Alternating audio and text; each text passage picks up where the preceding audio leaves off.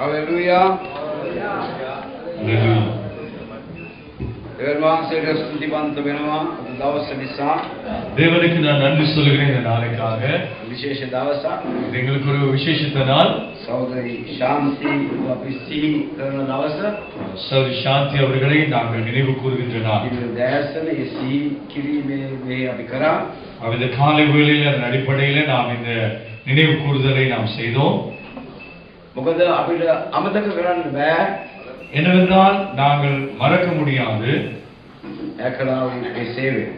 அவர் செய்ததான ஊழியத்தை சேவை පුද්ගලිකවත් පවුලක් හැටියටත් ඒ වගේම ඒ පුරුෂයාත් අනිකුත් ඒ පවුලේ අනිකුත් අය සියලු දෙනා මේ සභාවට කර තිබෙනා වූ සේවය අපි මතක් කළ යුතුයි. சாந்தி அவர்களும் அவர் செய்த ஊழியம் அதோடு அவருடைய கணவனாரும் அவருடைய குடும்பத்தவர்களும் செய்ததான ஊழியத்தை நாங்கள் மறக்க முடியாது, அதை நாம் ஞாபகப்படுத்த வேண்டும். අපිට මේ උදෑසන இந்த காலை வேளையிலும் අපේ විශ්වාසවන්තකම எங்களுடைய உண்மைத்துவம் කියන විශේෂයෙන්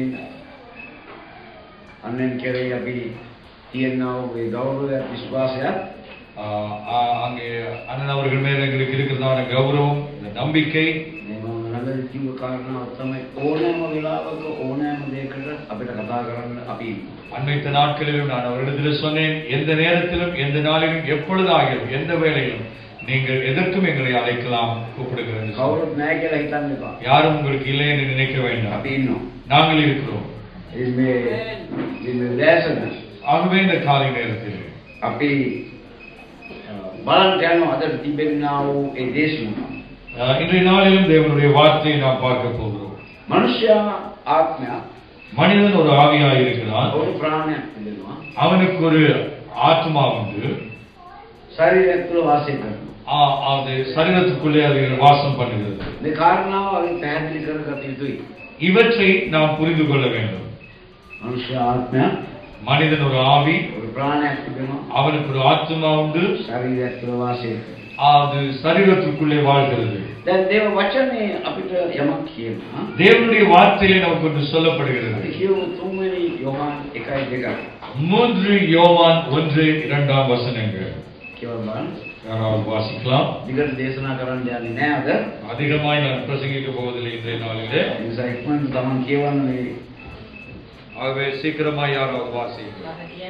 වැඩිමහල්ලාවන මා විසින් සත්‍යතාවෙහි ප්‍රේම කරන ප්‍රේමවන්ත ගායත්‍රියා එවන බගනම් ප්‍රේමවන්තය නුඹේ ආත්මය සඵල වෙන්නාක් මෙන්ම නුඹ සියල්ලෙහි සඵල වන ලෙසද සුවසේ සිටින ලෙසද යාඥා කරමි.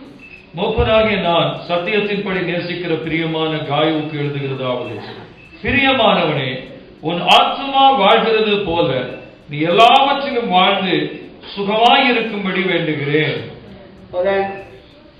தேவன் වහන්සේ එළිදරව්වක් දුන්නා මේ ස්ථානයේ.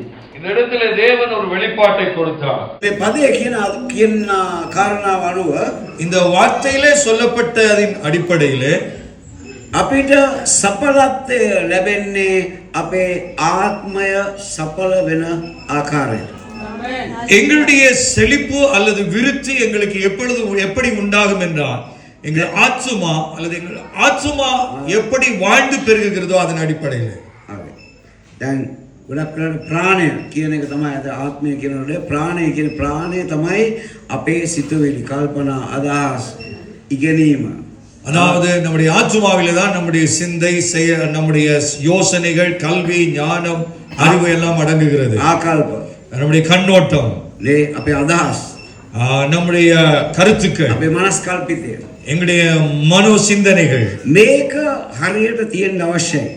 இவைகள் சரியாக இருக்க வேண்டும். එතකොට මේ තමාගේ මේ ප්‍රාණයේ තිබෙන්නා වූ මේ කාරණාවන් හරියට තිබ්බොත් තමයි තමන්ට ඒ සඵලත්වය ලැබෙන්නේ.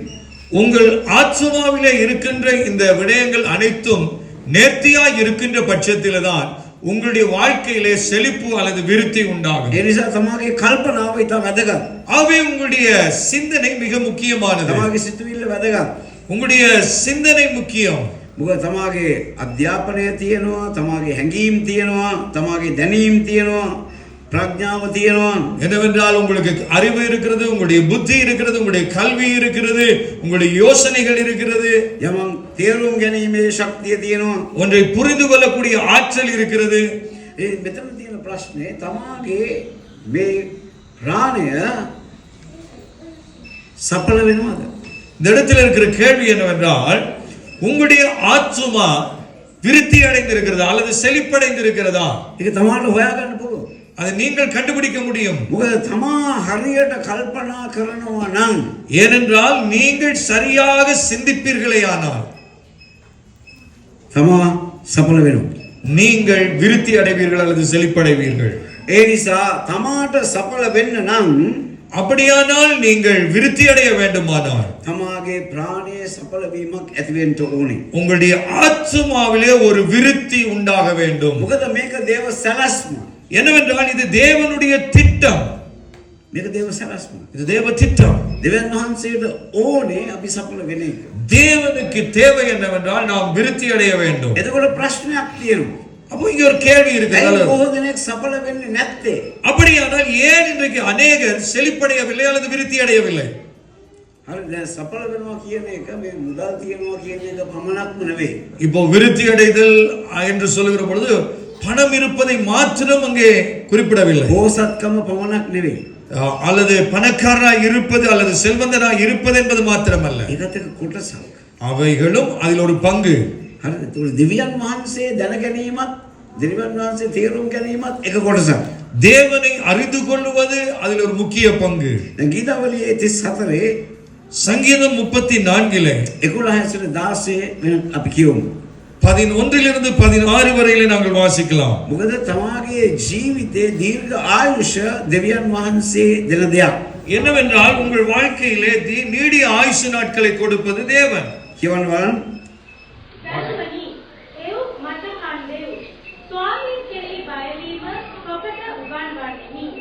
ජීවිතයේ කැමැති වූ යහපත දක්නා පිණිස බොහෝ දවස්වල ප්‍රිය වූ මනුෂ්‍යයා භවයේද නුඹේ දිව නපුරෙන්ද නුඹේ ස්වර වංචා කතාවෙන්ද වළක්වා ගනුව. නපුර ඉවත්ව යහපත්කම් කරව. සමාදානයේ සොයමි ඒ අනුව යව. ස්වාමීන්ගේ ධර්මිෂ්ඨයන් දෙසටත් උන්වහන්සේගේ කන් ඔවුන්ගේ මරණසීමට යොමා තිබේ. නපුරුකම් කරන්නන් ගැන සිහිවීම පොළවෙන් සිටදමන සිට ස්වාමීන්ගේ මුහුණ ඔවුන්ට විරුද්ධ වේ. ධර්මිෂ්ඨව මරණසුවය ස්වාමීන් වහන්සේ අසා ඔවුන්ගේ සියලු දුක්වලින් ඔවුන් ගැලවූසේක. ஆமென். கேவலம். பிள்ளைகளே, வந்து எனக்கு செவி கொடுங்கள். கர்த்தருக்கு பயப்படுதலை உங்களுக்கு போதிப்பேன். நன்மையை காணும்படி ஜீவனை விரும்பி நீடித்த நாட்களை அபேட்சிக்கிற மனுஷன் யார்? உன் நாவை பொல்லாப்புக்கும் உன் உதடுகளை கபட்டு வசனிப்புக்கும் விலக்கி காத்துக்கொள். தீமையை விட்டு விலகி நன்மை செய். சமாதானத்தை தேடி அதை தொடர்ந்து கொள். கர்த்தருடைய கண்கள் நீதிமான்கள் மேல் நோக்கமாயிருக்கிறது. அவருடைய செவிகள் அவர்கள் கூப்பிடுதலுக்கு திறந்திருக்கிறது. தீமை செய்கிறவருடைய பேரை பூமியில் இராமல் அற்றுப்போக பண்ண கர்த்தருடைய முகம் அவர்களுக்கு விரோதமாயிருக்கிறது. දෙවියන් වහන්සේට විරුද්ධව අපි ගමන් කරනකොට தேவனுக்கு விரோதமாக நாங்கள் நடக்கின்ற பொழுது භයානකම කාරණාව තමයි දෙවියන් වහන්සේව අපි හතුරෙක් කරගන්නේ. பயங்கரமான விடயம் என்ன? நாம் தேவனையே எதிராக அல்லது சத்துருவாய் மாற்றிக்கொள்வது. ලෝකේ පාලනය කරනව දෙවියන් වහන්සේ. உலகத்தை ஆளுகை செய்கிற தேவன். තමා විශ්වාස කරනවද නැද්ද කියන එක නෙවෙයි එතන තියෙන්නේ. அந்த இடத்துல நீங்கள் அதை விசுவாசிக்கிறீர்களா இல்லையா என்பதல்ல. දෙවියන් වහන්සේ ඉන්නවා. தேவன் இருக்கிறார். අපි විශ්වාස කරත් නැත්නම් දෙවියන් වහන්සේ ඉන්නවා. நாங்கள் விசுவாசித்தாலும் விசுவாசிக்காவிட்டாலும் நம்பினாலும் நம்பாவிட்டாலும் தேவன் இருக்கிறார். නමුත් දෙවියන් වහන්සේ කියන්නේ මොකද්ද? මේ උන්වහන්සේ කෙරෙහි පැවතෙන්න කියලා. ஆனால் தேவன் என்ன சொல்லுகிறார்? அவரிலே நிலைத்திருங்கள். උන්වහන්සේ කෙරෙහි පැවතුනේ නැත්නම් අපි නපුරට බර වෙනවා. அவரிலே நாம் நிலைத்திராவிட்டால் நாம் தீமையை நோக்கி சாய்ந்து விடுவோம். ඉතින් නපුරට බර වුණාම මොකද වෙන්නේ? தீமையை நோக்கி சாய்கின்ற பொழுது என்ன உண்டாகும்? දෙවියන් වහන්සේ තමව එපා කරනවා. தேவன் உங்களை வெறுத்து விடுவார் அல்லது தள்ளி விடுவார். ඒක හරි භයානක කාරණාවක්. அது மிக பயங்கரமான ඉතින් ஒன்று. මේ උදෑසන இந்த காலை வேளையிலே අපි දෙවියන් වහන්සේ විශ්වාස කරනවා පමණක් නෙවෙයි தேவனை விசுவாசிப்பது மாத்திரம் அல்ல, අපි උන්වහන්සේ දීලා තියෙනා වූ මේ ආයුෂ தேவன் கொடுத்திருக்கிறதான ஆயுசு நாட்களை නේ අපි කියන එකනට දෙවියන් වහන්සේ දීලා තියෙනවා தேவன் நம்ம ஒவ்வொருவருக்கும் அதை கொடுத்திருக்கிறார். වෙලාව ஒரு காலகட்டம் උන්වහන්සේ දන සහෝදරී ගියා நமக்கு தெரியும், சகோதரி நம்மை விட்டு போனார். අපිට ඒක ප්‍රශ්න කරන්න බෑ அதுக்கு நாம் கேள்வி கேட்க முடியாத ஆண்டவரை.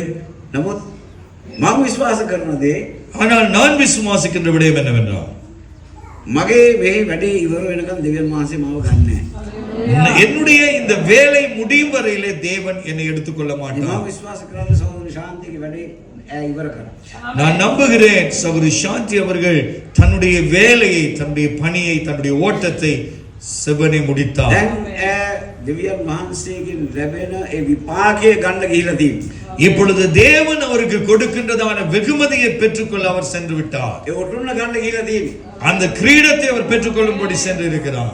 දෙවියන් වහන්සේ දන්නවා අපි ඉන්න ඕන වෙලාවත් යන්න ඕන වෙලාවත් தேவனுக்கு தெரியும் நாம் இருக்க வேண்டிய நேரமும் நாம் போக வேண்டிய நேரமும்.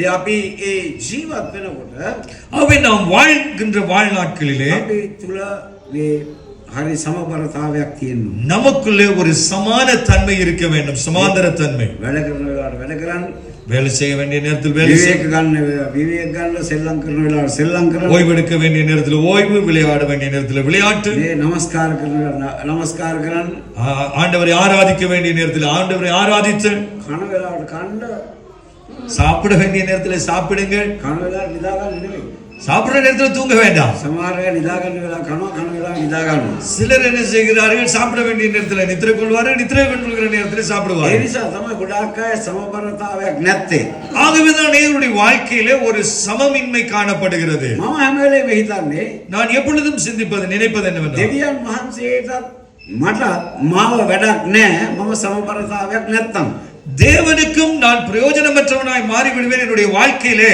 ஒரு சமநிலை அற்ற வாழ்க்கை காணப்படுமானால் ඒ නිසා ආදුවේ. අපිට ඒ ගීතාවලේ 37 වෙනි පරිච්ඡේදය අපිට කියන කාරණාව சங்கீதம் 34 நமக்கு சொல்லப்படுகின்ற விடயங்கள் என்னவென்றால் නේද අපි දීර්ඝායුෂ අවශ්‍ය නම් நமக்கு தீர்க்கமான அல்லது நீடிய ஆயுசு நாட்கள் தேவை ඒක என்றால் උන්වහන්සේගේ කැමැත්ත அது தேவனுடைய விருப்பம். අපි එහෙම ජීවත් වෙන්න நாம் அவ்விதமாக இந்த வேளையில் வாழ்க்கை வாழ வேண்டும். හරි දේ හරි වෙලාවට කරන්න சரியானதை சரியான நேரத்திலே செய்வதற்கு ඉතින් අපි මේ උදෑසන இந்த காலை நேரத்திலே අපි අපේ ජීවිත நம்முடைய வாழ்க்கையில் හරියාකාර சரியாக යහපත් ලෙස நன்மையான விதத்தில் දෙවියන් වහන්සේ වෙනුවෙන් தேவனுக்காக, අනිත් මනුෂ්‍යයන් වෙනුවෙන් மற்ற மனிதர்களுக்காக දැන් අපි අද උදේ ඇස්වා இன்றைய காலையில் நாம் கேட்டோம்.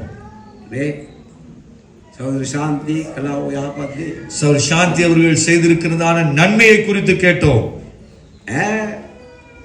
දෙවියන් වහන්සේ විතර ගිහිල්ලා තියෙනවා. அவர் தேவனிடத்திலே போய்விட்டார். නමුත් ஆனால் මේ ජීවත් වෙන අය තුල ඇගේ කල්පනාව අදහස සිතුවිල්ල ජීවත් වෙනවා. வாழ்ந்து கொண்டிருக்கிறவர்களுக்குள்ளே அவருடைய சிந்தனைகளும் அவருடைய நோக்கங்களும் உடையவர்களாய் அவர்களை மாற்றி இருக்கிறார். කිව්ව කාරණා அவர் சொன்ன ஒரு விடயம் என்னவென்றால் දෙවියන් වහන්සේ අතාරින්න එපා. தேவனை விட்டு விடாதே, විශ්වාස කරන්න. தேவனை விசுவாசி. ඒ බොහෝ අවස්ථාවන් වලදී මේවා මතක් වෙනවා. அநேக சந்தர்ப்பத்தில் இவைகள் ஞாபகம் வருகிறது. වැඩක් කරනකොට හරියට කරන්න.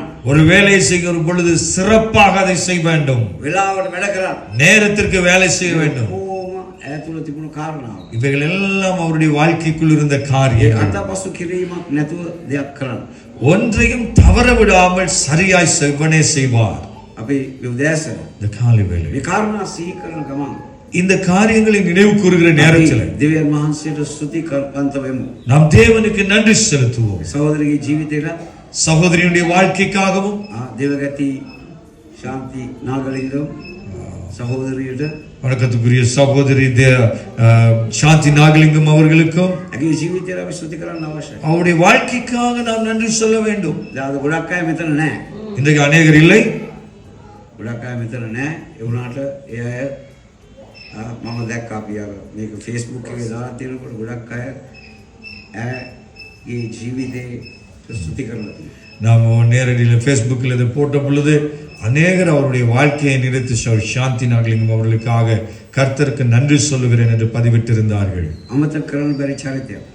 மறக்க முடியாத ஒரு நபர் வாழ்க்கையிலே දෙවියන් වහන්සේගේ ප්‍රේමය தேவனுடைய அன்பு තුළින් බොහෝ මනුෂ්‍යයන්ට බෙදා දුන්නා.